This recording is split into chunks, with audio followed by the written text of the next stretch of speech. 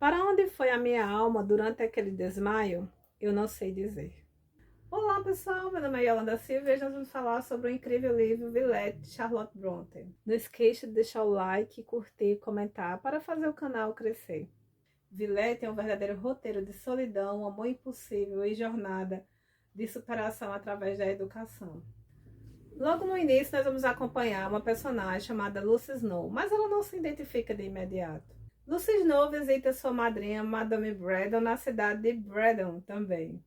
A viúva vive com seu filho Graham. Uma menina chamada Pauline chega à casa para ficar com Madame Braddon, uma vez que a sua mãe falecera e seu pai precisa fazer um trabalho ali.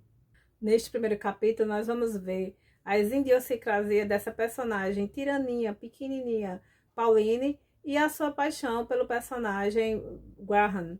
Depois chega o pai e ela vive ali cuidando do pai. Aqui nós passamos um momento meio voyeur em que a personagem Lucy Snow observa o comportamento daquela menina em relação ao Graham. Com o tempo, a personagem Pauline vai embora e a família Braddon também se despede da narrativa e some. Lucy Snow mais uma vez fica sozinha, uma vez que ela é órfã e agora está órfã da sua madrinha também. E ali ela fica pela cidadezinha no interior da Inglaterra. Após a despedida da família Braddon, Lucy Snow sabe que uma senhora, Miss Marchmont, está precisando de uma cuidadora. Então ela vai para lá cuidar dessa senhora. Lucy Snow começa a cuidar na Madame Marchmont e ali ela descobre que aquela senhora sofreu um amor impossível e uma história bem singular. Ela cuida da senhora Madame Marchmont de forma muito singular. E a senhora até decide que vai deixar alguma fortuna para ela, mas dá a entender que ela morre antes de passar aquilo para o testamento. Após a morte da Madame Marchmont, Lucy decide mudar seu destino. Decide partir para Londres com apenas 15 libras no bolso. Ao chegar em Londres, vai dormir em uma determinada pousada. À noite ela chora, sozinha naquele lugar.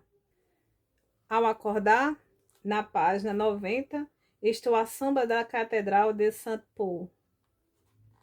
Ela diz também na página 91, naquela manhã, minha alma cresceu tão rapidamente quanto a planta de Jonas. Fiz bem em vir.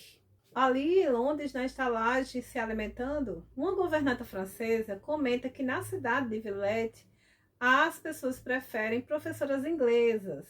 Inspirada nessa conversa, Lucy decide partir para Villette. Lembrando que Villette é uma cidade fictícia, mas tudo indica que Villette tenha sido inspirada na cidade de Bruxelas, lugar onde a própria escritora Charlotte Brontë também foi trabalhar como preceptora. A aventura começa logo no cais, em que é necessário os barquinhos transportarem as bagagens para o navio. E quando ela chega ali, todo mundo quer pegá-la para receber alguma grana. E um deles até leva, né? E ele quer pegar mais dinheiro, só diz se vai levá-la para o barco, se ela der mais dinheiro. Mas aí alguém do barco diz, ei, para com isso aí, deixa a moça em paz. Ela finalmente chega no barco. Lá no barco, você vê que uma mulher sozinha viajando não era brincadeira no século XIX. Ela passa por algumas humilhações, alguns probleminhas, mas Lúcia é uma menina, apesar de ser órfã, é extremamente resiliente e determinada. Ela consegue demarcar o seu espaço de uma forma muito singular. A aventura começa, o navio, a chegada caótica, a bagagem perdida na carruagem, a caminho de Villette. Ela quase perdeu todos os seus bens e ela fica tentando se comunicar, só que na cidade todo mundo fala francês, mas aí um rapaz ajuda, né, Lucy, se comunicando com o dono da carruagem. Ele diz, não, sua bagagem ficou lá, porque tinha muita coisa, mas amanhã eu te entregarei. Eu achei isso até bem honesto. Imagina aí que você está numa cidade desconhecida à noite e simplesmente não sabe por onde ir. Mas um rapaz que conversou com ela ali, ajudando a se comunicar, ele diz assim, olha, você pode seguir esse caminho aqui, esse caminho você vai achar uma casa, tem uma estalagem lá, você pode se hospedar. Coincidentemente, Lucy vai seguindo esse caminho e ela acaba chegando na casa de Madame Beck. Lembrando que esse homem que orienta, né, Lucy Snow, que ajudou-a também lá na carruagem, é um homem bem singular e dá para entender que ele acaba protegendo-a, caminhando junto dela até determinado lugar. Madame Beck é uma personagem singular na narrativa. Ela é muito calma, metódica e vigilante. Madame Beck é a dona do internato escolar e ela acaba tendo uma conversa com Lucy. Lucy coloca ali o seu currículo e ela acaba sendo contratada para trabalhar na casa, né, na escola de Madame Beck. A escola de Madame Beck é o espaço central do romance, onde nós vamos ver o desenvolvimento psicológico de Lucy Snow e a relação dela com as personagens. Aqui nós vamos conhecer algumas personagens singulares. Por exemplo, Geneva Franchard vive além das suas posses. Ela também é professora, mas ela vive gastando e vive se maquiando, se arrumando. Dá pra ver que ela é bem bonita e tem vários pretendentes, na verdade. Ginevra recebe presente de um pretendente que ela chama de Isidoro e que ninguém sabe ao certo de quem se trata, mas ela sempre está recebendo presente desse homem.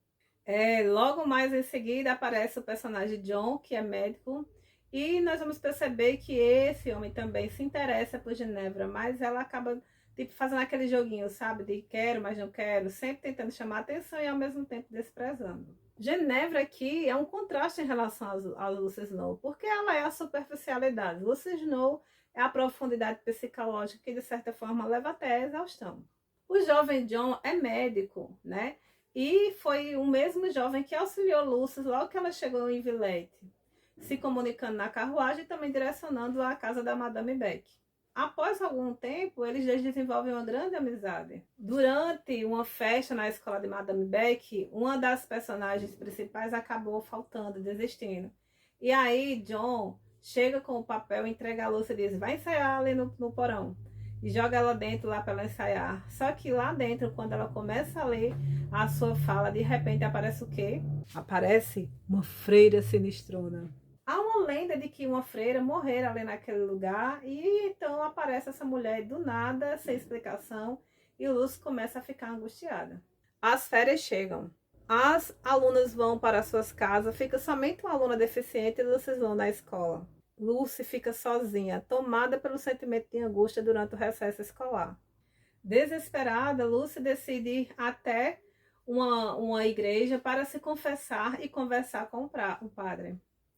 Tudo isso não seria anormal. O negócio é que Lucy é protestante e ela realmente vive o seu protestantismo, a sua fé cristã pautada na igreja protestante, e ela vai falar com o padre. O padre meio que escuta, tenta auxiliá-la ali, mas também quer convertê-la ao catolicismo. Lucy, meio angustiada, atarentada, sai ali da igreja. E essa cena, muito sendo honesta com vocês, me deixou bem angustiada, porque ela sai andando pelas ruas de Villette e ela desmaia na calçada. E quando ela desmaia, a escuridão com ela vem também conosco. Imagine uma jovem, sozinha, mulher, caindo nas ruas, gente. Que coisa angustiante. Quando ela acorda, ela vê um quarto e imagens da infância. E ela fica dizendo, será que eu estou sonhando? Será que eu estou onde eu estou? Como eu estou? Tipo isso. Ao acordar, Lucy se depara com John, o médico. E quando ela olha mais, observando o espaço ali, ela encontra a Madame Braddon, que é a mãe de John. E aqui, de repente, a Madame Braddon diz assim, você não lembra, filho, dessa mulher? E ele, não, quem é? É Lucy, Lucy Snow. Lembra da minha afilhada? E Lucy acaba definitivamente sabendo que John é Graham. E em alguns momentos da narrativa, quando John vai atender a filha da Madame Beck, ela fica observando. A gente não sabe se aquela observação é paixão pelo personagem ou realmente ela tentando reconhecer aquele cara, né, que fez parte da infância dela. Mais à frente na narrativa aparece quem? Paul Emanuel, que será o segundo personagem que tem interações bem fortes com a personagem Lucy Snow.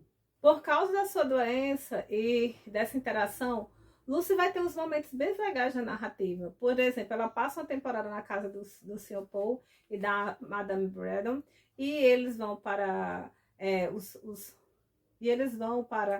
as óperas. Ela vai passear bastante e ela vai ter alguns momentos bem interessantes. Mas de todos esses momentos, o que mais me chamou a atenção é o momento em que ela vai para o museu.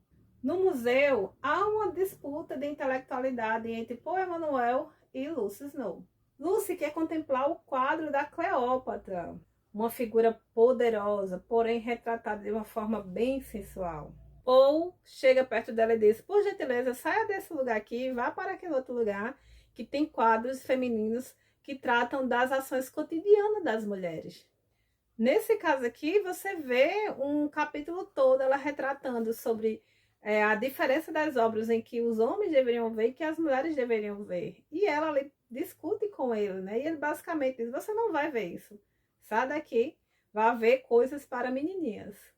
Aqui, neste momento da narrativa, a gente pensa que Jon vai ter um relacionamento amoroso com Lucy Snow. Todavia, volta a narrativa, Paulina, aquela personagem do início da narrativa, que tinha um profundo amor por Jon. E eles dois começam a se relacionar, e aí Lucy perde ali a sua chance de ter uma relação amorosa com o Jon. No entanto, começa aqui um grande atrito entre Paul, Emanuel e Lucy Snow. E eles dois têm uma relação conflituosa, mas ao mesmo tempo dá para perceber que o Emanuel é apaixonado por Lucy. E Lucy ali também começa a nutrir certo sentimento por esse homem. Aqui fechamos, né, o resumo da narrativa com alguns spoilers do que você vai encontrar, mas até aqui eu não contei spoiler, o que vai acontecer. É daqui pra frente que eu vou começar a contar spoiler. Então, se você quer ver um romance que narra a história de uma menina órfã que decide mudar de cidade para reconstruir a sua vida e ter uma chance de melhorar, esse aqui é o romance. Lembrando que, se você gosta de romances de aventura, que tem várias ações, várias coisas acontecendo, esse romance não é para você. Esse é um romance para quem gosta de histórias que tratam das angústias psicológicas e por causa disso é um pouco demorado, um pouco exaustivo. E aí, talvez você não goste. Mas se você quer ver essa evolução psicológica da personagem, esse livro aqui é para você. Sem falar que é o primeiro romance, de certa forma, trata da depressão, da angústia existencial. Aqui você vai ver momentos em que ela está simplesmente esgotada psicologicamente, em umas crises de ansiedade terríveis. E além disso, ainda vem uma freira para assustá-la. E aí, no final da narrativa, você vai ver. Afinal de contas, a freira é um elemento insólito, ou seja, é algo realmente sobrenatural e inexplicável, ou é algo explicável? Você vai ter que ler para ver. E aqui acabou a resenha e começam os spoilers. Aqui eu quero comentar agora com vocês alguns elementos que chamaram muita atenção à minha pessoa sobre o romance. É interessante sabermos que as irmãs e o irmão de Charlotte Brontë morreram quando ela escreveu esse romance. Então, de certa forma, a angústia existencial, a dor, né, e a depressão fazem parte da própria autora que está criando aqui a personagem. E aí a gente sabe que diante da perda, diante das mortes dos irmãos, não poderia ter final feliz para Lucy Snow. E realmente não tem. Aqui nós vamos ver que ela tem vários atritos, briguinhas com o Paul Emanuel, mas assim, o romance deles dois não é muito aceito. Tem até uma cena em que Manuel quer conversar com Lucy, mas a Madame Beck diz, isso não vai dar certo. Você não tá vendo que essa relação não vai dar certo? E realmente ele vai mudar de cidade e tudo mais, mas ele não vai embora aleatoriamente. Ele ajuda a Lucy a criar a própria escola dela, gente. Vocês têm ideia do que é isso? Pra mim, final feliz melhor não há. Se bem que não quero dizer que mas o ideal seria que ela tivesse casado, que ela tivesse filhos, aquela coisa linda e tudo, para ela não viver sozinha, porque Lucy Snow é, antes de tudo, uma solitária, né? Mas assim, infelizmente, o romance não vai deixar essa escolha para Lucy. Ela vai crescer por meio da educação, vai evoluir por meio da educação, mas não vai ter o tão sonhado, né, o romance. E de certa forma ela é até resiliente em relação a isso. O romance aqui termina com a tremenda tempestade. Aqui sabemos que Paul deixou Lucy Snow amparada com sua escola e as suas reservas e pegou o navio para viajar. Depois de um tempo ele volta, só que quando ele estava voltando, o seu navio afundou e ela descreve que a água levou tudo, levou tudo, levou tudo.